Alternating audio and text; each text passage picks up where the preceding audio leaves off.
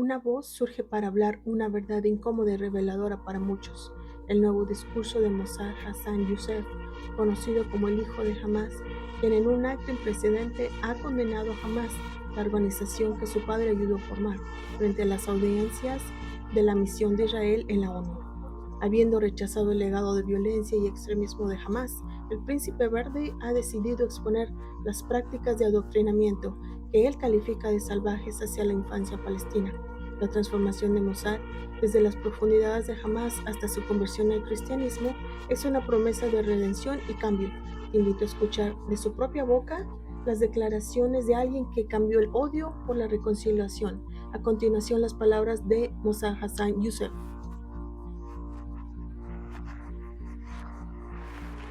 Buenas tardes, embajador, gracias por invitarme y brindarme tan importante podio. Es una situación muy difícil, veo mucha división y confusión, mucho odio y falta de información fiable, y todo el mundo parece hablar en nombre de los niños e inocentes, pero no estoy seguro de sus verdaderas intenciones. Hoy puedo hablar con la autoridad de un niño palestino, alguien que creció en esa cultura. El primer crimen de Hamas contra los niños en la sociedad palestina no es armarlos ni animarlos a llevar a cabo ataques suicidas con bombas. Es el adoctrinamiento religioso e ideológico por el que tuve que pasar, con una única intención en mente: aniquilar el Estado de Israel. Este es el objetivo principal de Hamas. En esta verdad no hay confusión. Mi padre es uno de los fundadores del movimiento de Hamas. Yo estaba allí cuando Hamas nació. Yo existía antes de que Hamas naciera. Y como dije antes, estaré allí después de que Hamas esté muerto. Yo no formo parte de la propaganda. Yo no trabajo para nadie. Solo me represento a mí mismo. Y con esta autoridad hablo. Así que no te equivoques. Y toma muy en serio mis palabras. Hamas está cometiendo un crimen contra esta generación y las que están por venir. Así que culpar a Israel no va a resolver el problema. Imagina a un niño de 10 años. Cuando desobedecí a Hamas, me ataron a un poste y me azotaron. Por el líder principal de Hamas, líder supremo. Y no quiero mencionar su nombre porque no lo merece. Con un cable eléctrico. Con cada latigazo perdía el aliento hasta que perdí la conciencia. Mi padre estaba en prisión en ese momento y este líder pensaba que era mi mentor. Esa era la disciplina de Hamas. Así querían que yo fuera. Convertirme en una persona violenta, un salvaje como ellos. Y la inteligencia muy básica de un niño cuando sentía que eso no era natural. No lo era. Pero aún así tenía que ir a la mezquita para complacer a mi madre y a mi padre y obedecer a este tipo de monstruos. Odio hablar de mi lucha personal y odio estar en posición de estar a la defensiva. Nadie le gusta estar a la defensiva, porque esto es lo que Hamas hizo a Israel el 7 de octubre. Nos pusieron a todos a la defensiva, pero esto no significa que no vamos a ganar la guerra. Crecí en aquella sociedad. La mayoría de los palestinos culpaba a Israel y cuando era niño lo tomaba como un Corán, lo tomaba como sagrada escritura que Israel era nuestro problema. Pero luego, a medida que crecía, empezaba a identificar al enemigo interno, las autoridades religiosas, los líderes corruptos, que básicamente no se preocupaban por los niños. No les importaban los palestinos, aún no les importa nadie más que ellos mismos. Y el mundo los ha ido empoderando en contra de las víctimas. Esto tiene que llegar a su fin. Dejemos mi infancia a un lado, porque quizá un niño no ve las cosas tal cual son. Quizás fui muy malo, me porté mal de niño, como para merecer ser golpeado una y otra vez por los líderes de Hamas. Y algunas personas dicen, es un problema personal. Bueno, es un problema personal. ¿Tienes algún problema con que yo tenga el problema de Hamas como un problema personal? Y juro que no moriré antes de ver muerto a Hamas. Puedo convertir esto en una meta en mi vida, a diferencia de muchos de los líderes que se sientan aquí y dan legitimidad a Hamás al no condenarlo.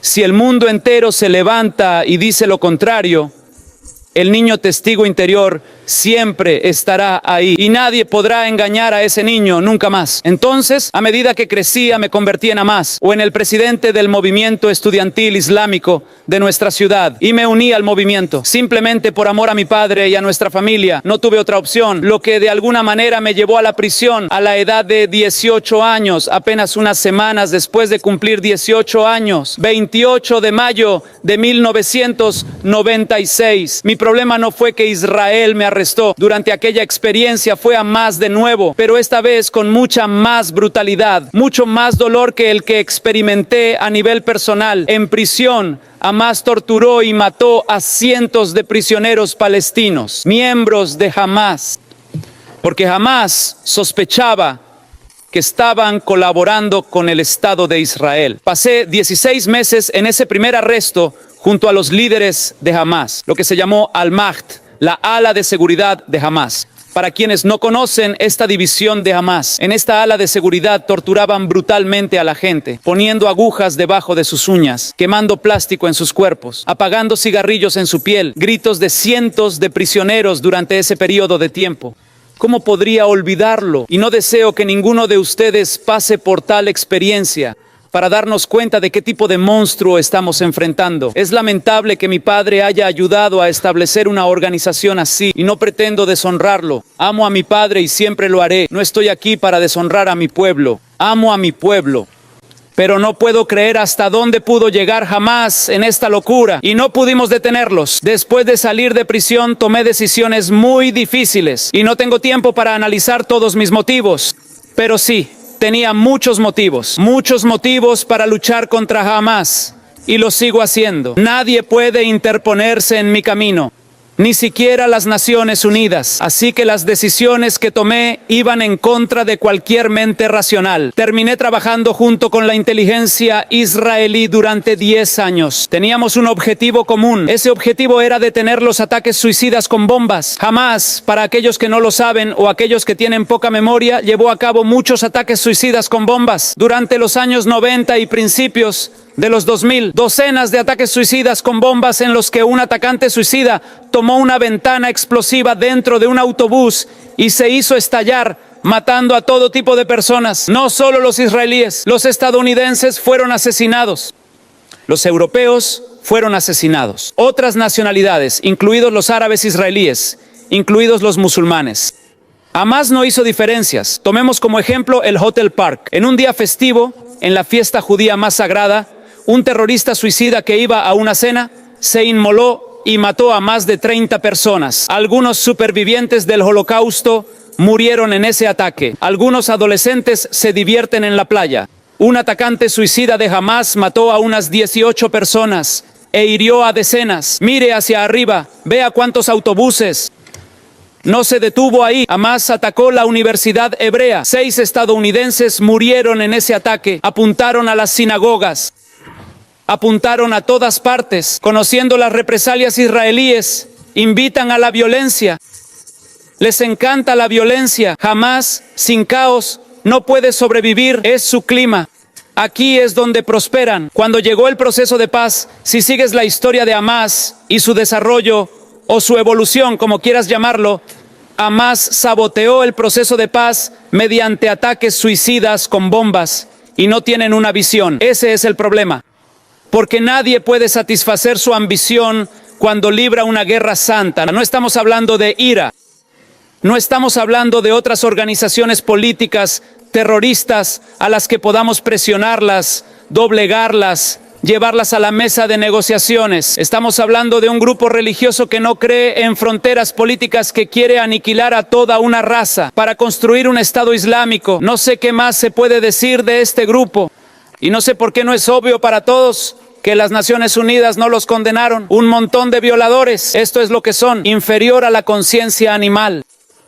Entonces, no hablo solo bajo la autoridad de ese niño y de alguien que creció en el territorio palestino.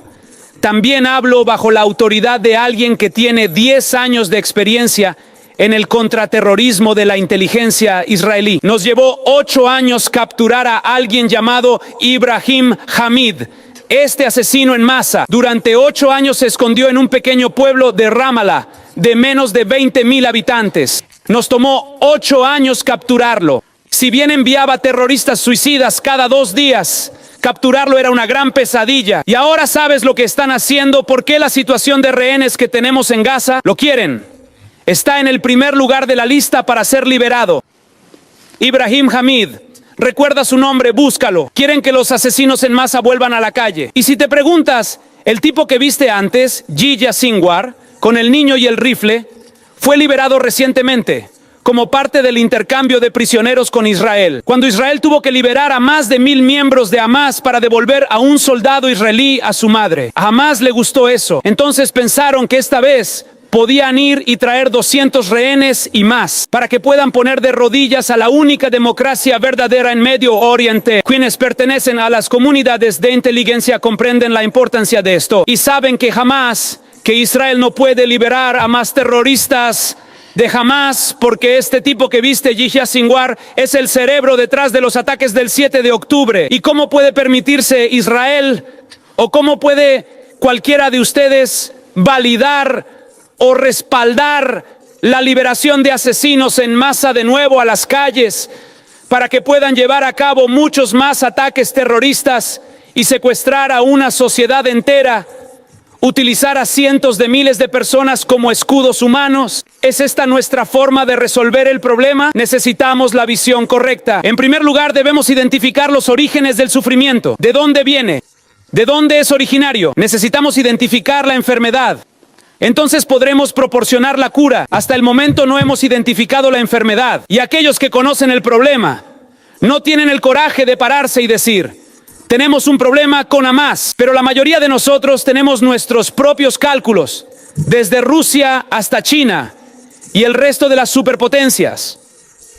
Dada la cobertura de Hamás, Hamás le dio los ataques del 7 de octubre como regalo de cumpleaños a Putin. Para aquellos que no hicieron la conexión, y no quiero ir más lejos, ahora nadie habla de Ucrania, de utilizar a Hamás como comodín en Medio Oriente, de iniciar una guerra religiosa para simplemente desviar la atención a otra parte. Todos esos criminales, ya sean de alto perfil o de bajo perfil, son todos salvajes.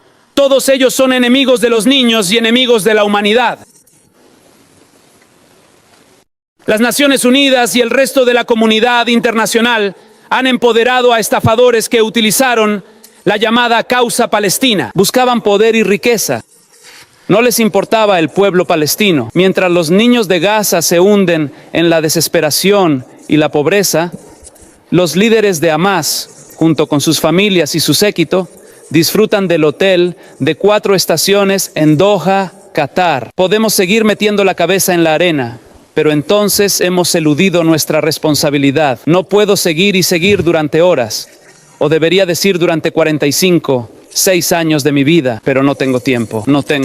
Si no erradicamos a Hamás en esta guerra, y esta vez, si no los erradicamos, la próxima guerra de Gaza será más mortífera, va a ser mucho mayor. Si hoy nos quejamos de 10,000 víctimas, aunque no estoy seguro de las cifras porque son estadísticas de Hamás, no me fío de nada de lo que dicen ni de lo que hacen. Pero incluso si fuera cierto, en realidad es un milagro que solo tengamos este número. En la próxima guerra hablaremos de cientos de miles. Esta es la 4ª guerra con Hamás y la 5ª guerra en Gaza, porque la yihad islámica también tuvo su propia guerra. Si esta vez no erradicamos a Hamás y otros grupos terroristas en Gaza, y devolvemos Gaza al pueblo de Gaza, les daremos legitimidad, les mostraremos que tenemos miedo, y mañana volverán con venganza. Lo que hizo que el ataque de Hamás esta vez fuera mucho más fuerte que en las guerras pasadas es que bajo la presión internacional tuvimos que negociar con ellos y teníamos que darles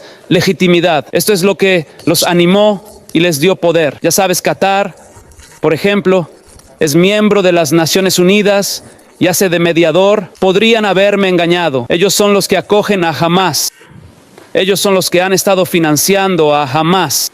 Rusia, Moussa Abu Marzuk, un alto líder de Hamás, estuvo en Moscú ayer mismo. Bueno, para ser más precisos, hace una semana. ¿Qué es esto? Donde las democracias deberían unirse para luchar contra esos salvajes. Todos nosotros vimos a Hamás. Se refieren a situación de rehenes, pero ¿quieres saber el verdadero término que Hamás usa para esto? Botín. Ni siquiera son rehenes, no son prisioneros de guerra. Todos vimos a Hamás salvajemente agarrar a una adolescente por el cuello y empujarla hacia lo desconocido. Esa es tu propia libertad. Esa chica representa tu libertad. Y ninguno de nosotros pensó en la madre de esa niña y en cómo se sintió al ver a su hija arrastrada así por un salvaje que quiere dominar, que ve a las mujeres como una propiedad. Así es como Hamás ve a las mujeres, una propiedad, algo que pueden poseer, porque quieren poseer territorio, más territorio. Su lujuria sexual, su ansia de poder, su ansia de territorio. Tuve que morir muchas veces para trascender esta mentalidad.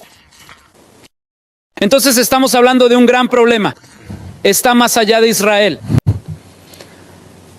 Y aquí está el peligro. Y con esto concluiré. El peligro si Israel fracasara en su guerra en Gaza, que es una guerra brutal. Porque si fuera una guerra abierta, Israel aniquilaría a Hamás en poco tiempo, en cuestión de horas, digamos días. Hamás está acabado. Pero desde la estrategia de Hamás, es estratégico para Hamás tomar escudos humanos. Esto es, este crimen no se puede perdonar. Ninguno de nosotros debería perdonar este crimen. Jugar con la sangre de los niños para obtener beneficios políticos. No hay nada peor que esto. Entonces Israel ahora quedó manchado de sangre. Esto es lo que Hamás quiso que sucediera desde el primer día. Querían sacrificar miles de niños para que Israel pudiera asumir la culpa. Cavando túneles y búnkeres debajo de hospitales, escuelas, lanzando misiles. Un fallo de Hamás. ¿Cuántas personas murieron en un hospital y fueron tan rápido a culpar a Israel? Y el resto del mundo los escuchó y escuchó su propaganda.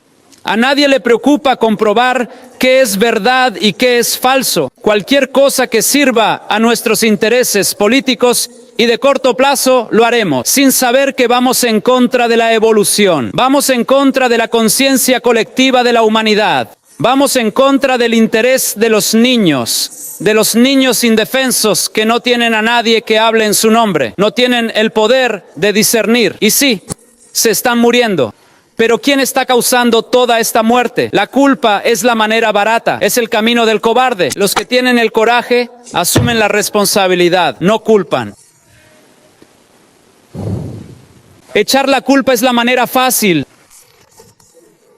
Es el camino del cobarde. Los que tienen coraje asumen la responsabilidad, no culpan a los demás. Hamás no está derrotado.